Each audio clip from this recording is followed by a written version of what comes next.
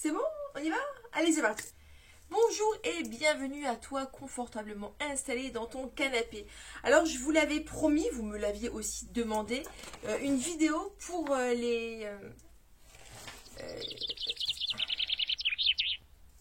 j'ai préparé cette petite vidéo pour tester avec vous les pieds que j'avais achetés sur le site d'AliExpress. Les différents pieds donc pour ma machine à coudre qui est une industrielle, donc une piqueuse plate Juki qui s'appelle DDL 7000A, rien que ça. Et donc je vais les tester avec vous, vous montrer un petit peu les différents pieds que j'ai reçus. Si ça vaut le coup ou pas, on va faire un petit peu le crash test ensemble dès maintenant. Alors déjà, à savoir que ce que j'ai commandé c'était ça. Je vous mettrai le lien en commentaire. Et quand j'ai reçu, j'étais assez dubitative. Donc dans ma commande, il y avait donc deux articles. Le premier c'était celui-ci et le deuxième c'était ça. Mais alors, quand on ouvre le sac et qu'on prend le plus petit pied qu'il y ait et qu'on essaie de le rentrer dans la boîte comme c'était prévu là, on vient à se poser deux questions. Ou AliExpress se moque de moi, ou AliExpress a le sens de l'humour.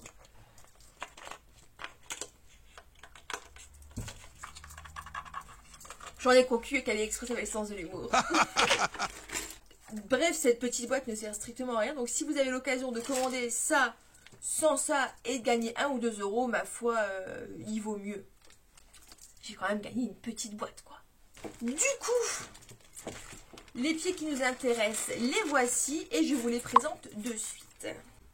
Alors déjà, si on les compare au niveau des matériaux, de ce qu'il y a écrit dessus et tout, clairement, c'est exactement la même chose que ce que j'avais d'origine sur la machine. Donc ça, c'est mon pied d'origine. Là, ici, il y a dessus un protège-doigt parce que il vaut mieux avoir un protège-doigt quand on voit la vitesse où la machine va. À vue d'œil, comme ça, au niveau qualité et tout, clairement, on est sur la même chose. Au niveau du poids, c'est la même chose. Au niveau des matériaux, c'est la même chose. Au niveau des finitions, c'est la même chose. Voilà. Clairement, pour l'instant, il y a à vue d'œil, zéro différence. Alors, j'ai pris ce lot parce que clairement, je trouvais ça intéressant de tester. Après, soyons clairs, franchement, il y en a, je sais pas à quoi ils servent. Et il y en a, je sais pas si j'en aurai l'utilité un jour. Mais au final, c'est pas très grave parce que quand j'ai vu le prix à l'unité et quand j'ai vu le prix au lot, en fait, ça me coûtait moins cher d'acheter le lot que d'acheter ceux qui m'intéressaient à l'unité. Donc du coup, ma foi, c'était aussi l'occasion de tester. Donc déjà, il y a ces trois-là qui sont sensiblement les mêmes. D'accord? Donc en fait, vous avez l'emplacement pour l'aiguille. Et derrière, vous avez une espèce de petite talonnette qui vient sur le côté comme ceci. Sur cette partie-là, en fait, va venir se poser le tissu. Ça va permettre de coudre au plus près des bords. Sur celui-ci, on va coudre à 3 mm des bords. Sur celui-ci, on va coudre à 2 mm des bords. Et sur celui-ci, on va venir coudre à 1 mm des bords. On les essaie tout de suite. J'ai donc pris un échantillon de coton que je vais plier en deux.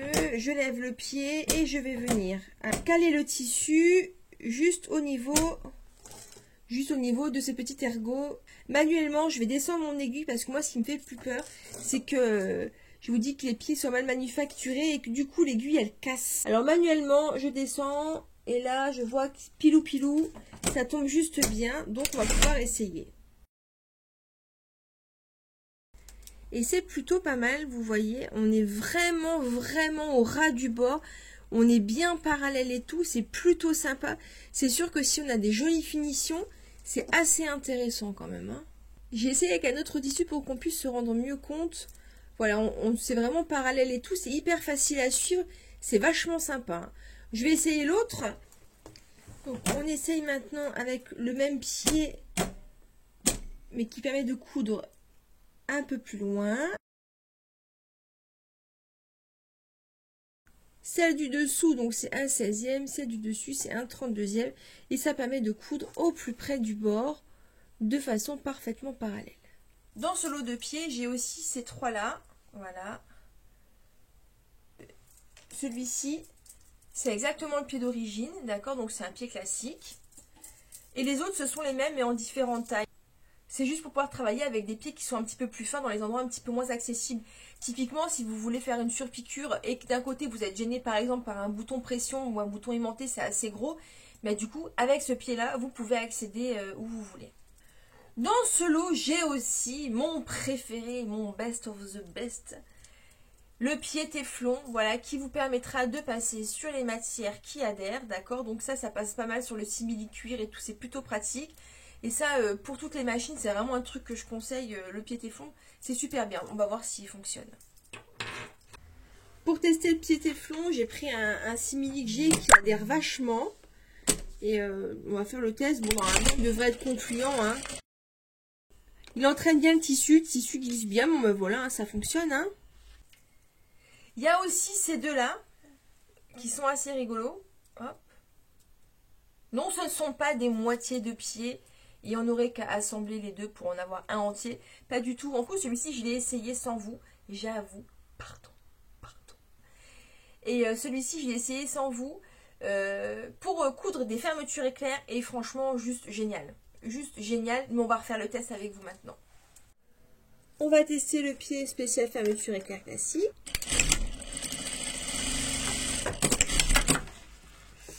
Et voilà la pose de fermeture éclair. Il y a aussi celui-là. Non, c'est pas un tractopelle. En fait, cette grosse pelle à tarte va éviter que le molleton s'accroche dans les fourches du pied. Et ça, c'est idéal quand on fait du matelassage. Ça m'a l'air plutôt pas mal. On va essayer de matelasser pour voir ensemble. Je viens d'installer donc la pelle à tarte. Bon alors, pareil, hein, ça se met bien. Hein, ça se fixe facilement. Alors, on va essayer avec le molleton. Parce que vous voyez, quand on coud avec ce genre de pied, le molleton finit toujours par se prendre dans la fourche du pied. C'est ce que je vous disais. Et du coup, avec ce que j'appelle la pelle à tarte, ça ne devrait pas poser de problème. Alors, hop. Je descends manuellement l'aiguille pour voir si elle va bien au milieu. Hop, c'est bon. Donc, je peux essayer. C'est pratique, hein?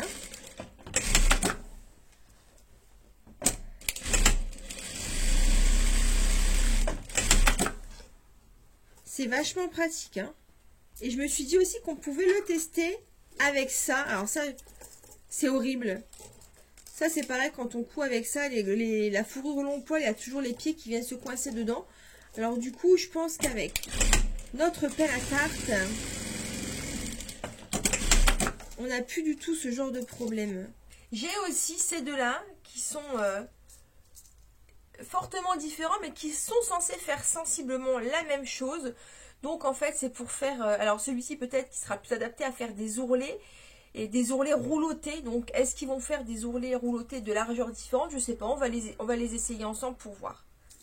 Alors, on va essayer le premier rouloté qui est celui-ci. Alors, celui-ci, je ne sais pas du tout ce que ça va donner. Hein. On va venir placer le bord du tissu légèrement à l'intérieur, comme ceci. Je vais baisser manuellement.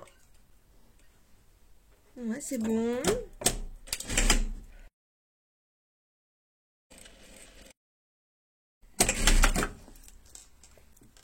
C'est plutôt pas mal, hein.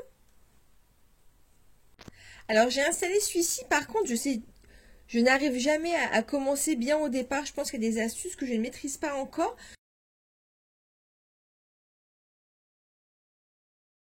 Il y a la différence de l'autre, en fait.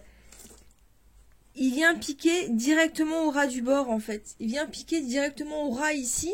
Alors que pour l'autre, sur le rouloté, il piquait clairement au milieu. Et là, il vient vraiment piquer au ras ici. C'est plutôt pas mal. Par contre, après, je pensais pour faire le tour d'une jupe, par exemple, le souci, c'est que quand on a une couture, et ben, on ne peut pas passer la couture.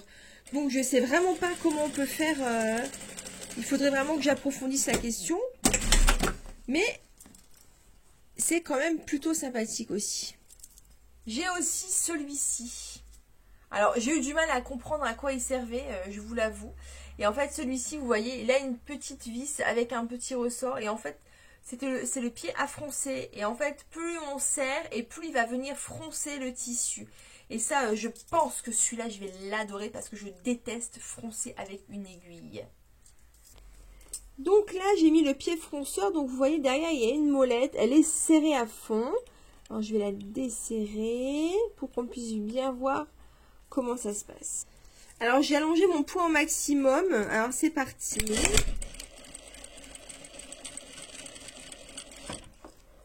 Alors, hop. on va commencer à serrer.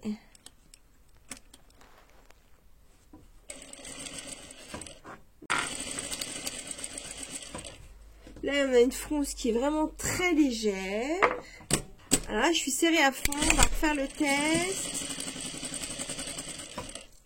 Et si je serre mon poing,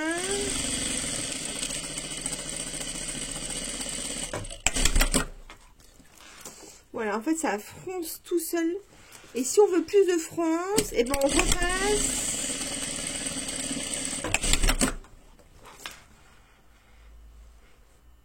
Et ça, c'est quand même génial. Alors celui-ci, il n'était pas dans le lot, mais j'avoue, je l'ai acheté parce que je l'ai trouvé rigolo et que j'ai payé moins de 2 €. Vous avez vu, il y a tout qui rime en haut, c'est mignon. Alors maintenant, on va passer au pied chenille. Clairement, je sais pas quoi en penser. Bon, déjà, installé, je vous avoue que c'est pas ce qu'il y a de plus. Enfin, c'était pas hyper pratique. Mais bon, donc j'ai pris de la toile cirée. J'aurais bien voulu essayer sur un morceau de cristal. Vous savez, la toile cirée transparente, malheureusement, j'en ai pas là sous le coude.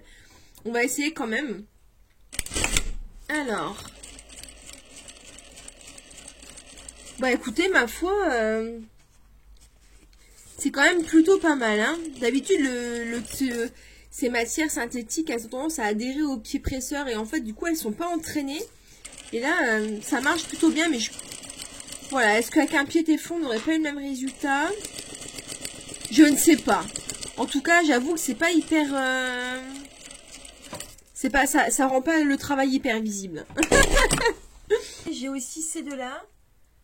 Ouais. Ils me font un peu peur, ceux-là. Alors, d'après la description, c'est des pieds spécial fermeture éclair. Mais je sais pas. Ils me font un peu flipper, moi, le fait que ça va passer juste dans le trou et tout. J'ai toujours peur que... Voilà, comme c'est des pieds que j'ai achetés sur AliExpress, j'ai peur qu'en fait, ils soient mal calibrés et que potentiellement, mes aiguilles peuvent se casser dessus. J'ai oublié de vous préciser, c'est le pied fermeture éclair invisible, celui-ci, d'accord? Donc en fait, on pose la fermeture éclair, endroit contre endroit, d'accord?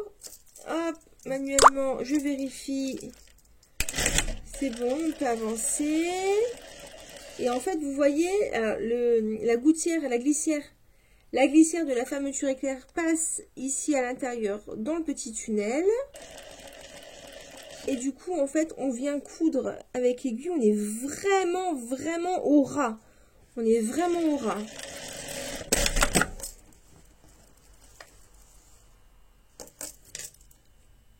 On va faire la même chose de l'autre côté. On va la poser en entier, cette fermeture éclair. Hop. Donc, du coup, comme il y a deux petits tunnels, là, on peut piquer à droite, on peut piquer à gauche. Hop, c'est parti. Une fois sur l'endroit, un petit coup de repassage comme ceci et notre fermeture éclair invisible est correctement posée. Non mais je valide. Les gens, il est temps de faire le bilan de tous ces pieds presseurs. Non, pour les avoir tous essayés, clairement, je pense qu'au final, je suis assez contente de mon achat. Je pensais que j'allais avoir des pieds qui ne me serviraient à rien et en fait, pas du tout. Je pense que vraiment, j'aurai l'occasion de tous ces tests. Hormis ce pied-là, qui, ma foi, je pense, n'est vraiment pas indispensable. Il y a des chances que je les utilise un petit peu tous. Et après, je dis ça se trouve, quand je vais coudre le sac à tongs avec la toile cirée, peut-être qu'il va me sauver la vie. À voir. Voilà tout le monde, j'espère que ça vous a plu. Je mets les liens de mes achats dans les commentaires. Surtout, n'hésitez pas à vous abonner et à partager massivement. À bientôt.